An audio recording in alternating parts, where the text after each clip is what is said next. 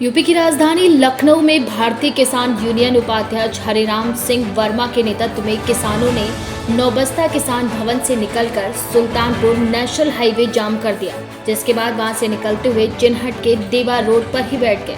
मौके पर मौजूद पुलिस ने किसानों को कोविड-19 और धारा 144 के उल्लंघन के चलते हिरासत में ले लिया, जिसके तहत उन पर आगे की कार्यवाही करने की बात कही।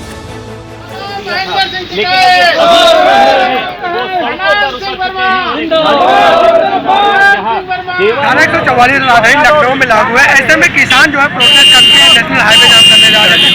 किस तरीके से उनको रोका गया और किस तरीके से आगे की कार्रवाई की जाएगी? जैसा कि आप ये देख रहे हैं, नेशनल हाईवे नहीं है, नेशनल हाईवे नहीं कहा जाएगा इसको, लेकिन कोविड के नियमों का उल्लंघन करने के उस पर और धारा 144 लागू है।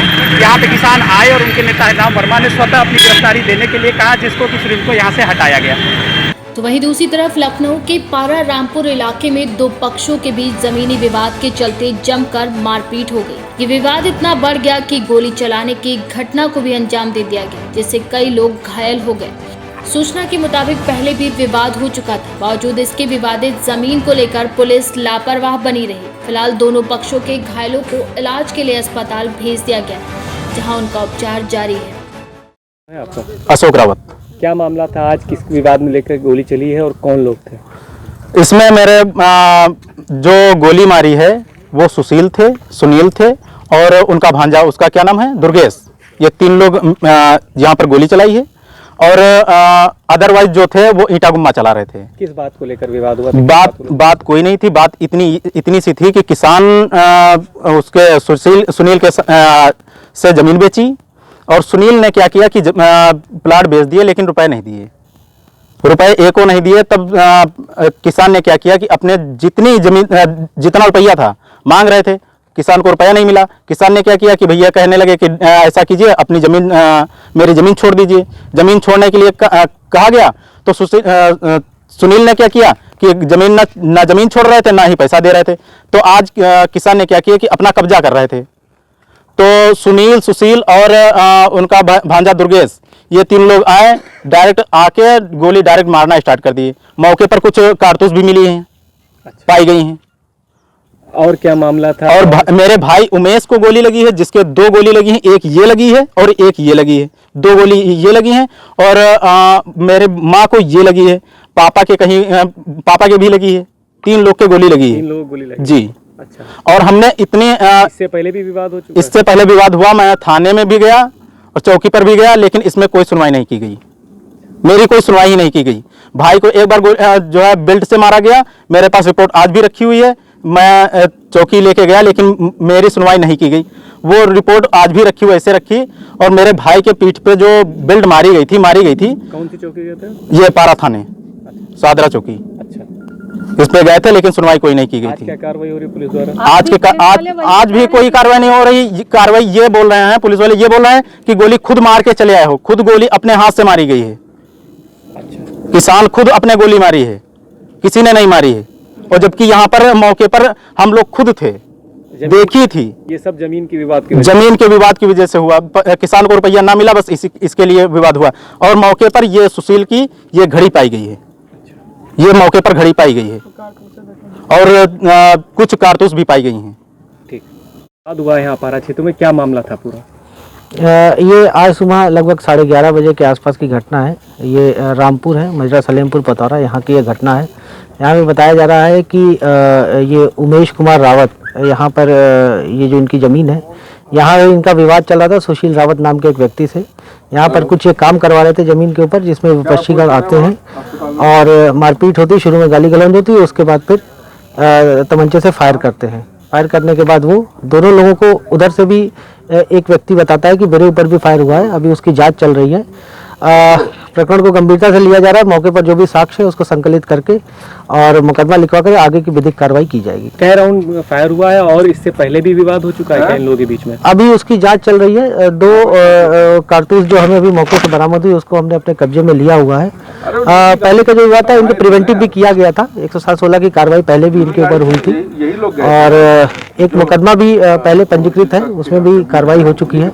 और अभी जो भी तहरीर देंगे उसके आधार पर, साक्ष्य संग्रहित कर उसके आधार पर नियमानुसार कार्रवाई की जाएगी। घायलों की हालत कैसी बताई जा रही है और कितनी गोलियां लगी इन लोगों को? अभी स्थिर है, अभी अस्पताल तक पहुंचे नहीं, ट्रॉमा रेफर किया गया है, अभी अस्पताल तक पहुंचे नहीं है। जैसे ही डॉक्टर देख लेगा, जैसी भी बात होगी आप तक पहुंचा दी जाएगी। इसी के चलते यूपी की राजधानी लखनऊ में दबंगों के द्वारा एक लड़की व उसके परिजनों को लगातार जान से मारने की धमकी देने का मामला भी सामने आया है।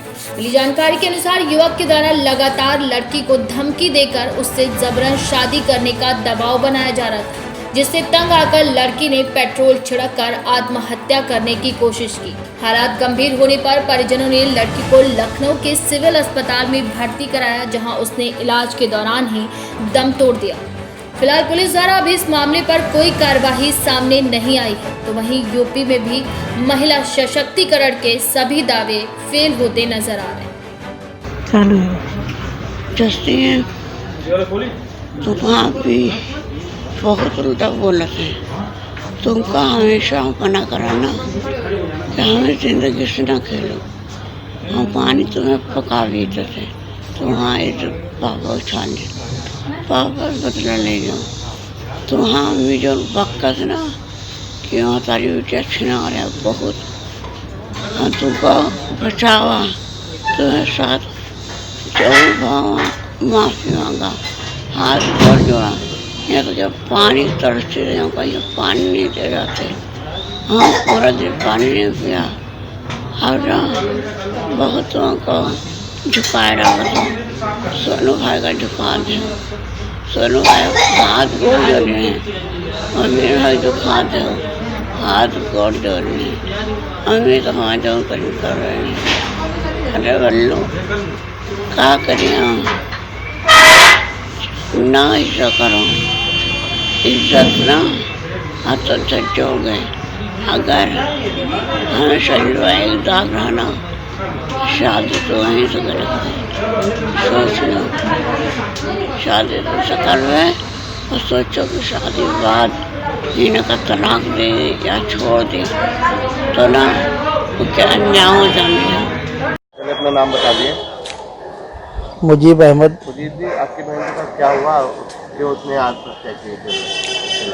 उसे एक लड़का मानसिक रूप से बहुत परेशान कर रहा था और कुछ उसके पास ऐसा था जिसकी वजह से उसको धमकियां दे रहा था कि अगर तुमने मुझसे शादी नहीं की तो मैं इसको तुम्हारे बाप को दिखा दूंगा, तुम्हारे भाई को दिखा दूंगा, जिससे वो कहीं सर उठा के चलने लायक नहीं रहेंगे। उस चीज़ से मजबूर होकर उसने अपने आप को आग लगा लिया। उससे बहुत रिक्वेस्ट की कि मुझे छोड़ दो, मैं नहीं कर सकती तुमसे शादी, लेकिन वो नहीं माना। उसे बार बार परेशान करता रहा और उसके बाद में उसने मुझे फ़ोन किया, बताया कि ऐसी ऐसी बात है। अभी तक तो मैं कह रहा था कि शादी करूंगा, अब मैं कह रहा हूँ ना तो करूंगा ना ही कहीं करने दूंगा, जो जिससे होता हो कर ले।